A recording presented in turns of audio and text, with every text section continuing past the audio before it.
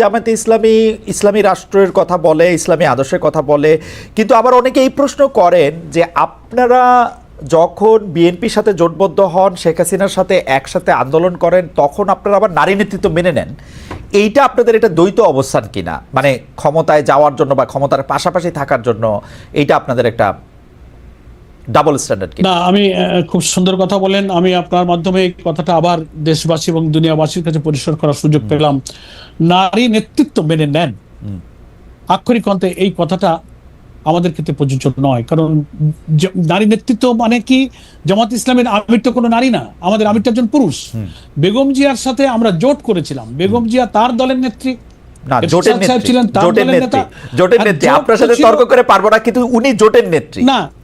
তার জোটের নেত্রী মানে চারটা দলের যে জোট, সেই জোটের তিনি প্রধান নেত্রী। তার অর্থ তিনি জামাতের নেত্রী না, তিনি জোটের নেত্রী ছিলেন। তো জোট একটা তো হতে পারে, জোট একটা পলিটিক্যাল আইডিয়াতে একটা আধিপত্যবাদ বিরোধী আওয়ামী দুঃশাসনের বিরুদ্ধে একটা জোট হয়েছিল। তার দলের নেতা নেত্রী তিনি আলাদা থাকবেন, এবং তিনি ব্যক্তি বেগম জিয়া হিসেবে নয়, বিএনপির চিফ হিসেবে তিনি দলের প্রধান হয়েছেন। উনি ওখানে যদি কোনো পুরুষ থাকতো, তিনি ওই জোটের প্রধান হতেন। সেজন্য নারী নেতৃত্ব তো বিএনপি মেনে নিয়েছে, আমাদের নেতা তো পুরুষ। এই জন্য এই কনফিউশনটা অনেকে তৈরি করে। মানে আপনারা যখন জোট করেছেন, খালেদা জিয়া আপনাদের নেতা ছিলেন না?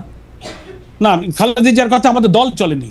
জোটের কর্মসূচি, কম্বাইন্ড কর্মসূচিতে আমরা খালেদা জিয়া ঠিক করে দিয়েছেন না আপনারা কত আসনে নির্বাচন করবেন, বিএনপি কত আসনে নির্বাচন করবেন? না, আমরা সবাই মিলে করেছি, কেউ একক সিদ্ধান্ত করেনি। আমরা যাদের সাথে জোট করেছি যখন কোনো সিদ্ধান্ত নিয়ে মতদ্বৈততা হয়েছে, তখন খালেদা জিয়ার সিদ্ধান্তই প্রিভেল করে নাই। 4টে দল বা 8টা দল বা 20টা দলেরও জোট ছিল, দলের মধ্যে মত বিনিময় হয়েছে, আলোচনা হয়েছে। দলের মধ্যে যখন অধিকাংশের মত, মেজরিটি যখন মত দিয়েছে, সবাই সেটা মেনে নিয়েছে। একটা সিদ্ধান্ত নেওয়ার পলিসি তো থাকে, হয় অধিকাংশের ভিত্তিতে, নাইলে সর্বসম্মত। তা নাহলে তো কোনো জোট অ্যালায়েন্স পায় না। তার অর্থ এই না যে আমরা আরেকজনের লিডারশিপ মেনে নিয়েছি। জোট এক জিনিস আর দল আর এক জিনিস। আমাদের দলের নেতা কিন্তু পুরুষ।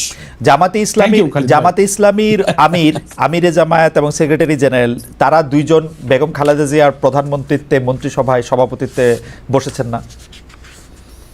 সেটা সরকার, সেটা কোনো দল নয়, গভর্নমেন্ট। একটা গভর্নমেন্ট রাষ্ট্র পরিচালনা, তারা মেজরিটি পেয়েছে, সরকারের প্রধান হয়ে গেছে, নারী ঠিক আছে, কিছু বলার নেই। আমরা তো সরকারের আনুগত্য করছি, ওই সরকারের অধীনে বসবাস করেছি, ওই সরকারের অধীনে আমাদের লোকেরা চাকরি করেছে, বেতন নিয়েছে। এটা গভর্নমেন্টের আনুগত্য এক জিনিস, আর দলের আনুগত্য মানে রাষ্ট্র পরিচালনায় যদি একজন নারী থাকেন, তিনি যদি থাকতে পারেন, তাহলে সেটা নিয়ে জামাতের কোনো ভিন্ন অবস্থান নাই।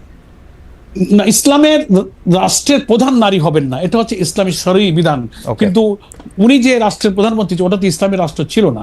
প্রধানমন্ত্রী হয়েছেন, রাষ্ট্র উনি চালাচ্ছেন। আমরা সেই দেশের নাগরিক হিসেবে মানে we are bound to ওবে the order, আমাদের মানতে হয়েছে। দলের প্রধান তো আমাদের পুরুষ, আর ইসলামে রাষ্ট্র শাসক যিনি নাম্বার 1 ব্যক্তি হবেন, সেখানে মহিলার ব্যাপারে না বলা হয়েছে।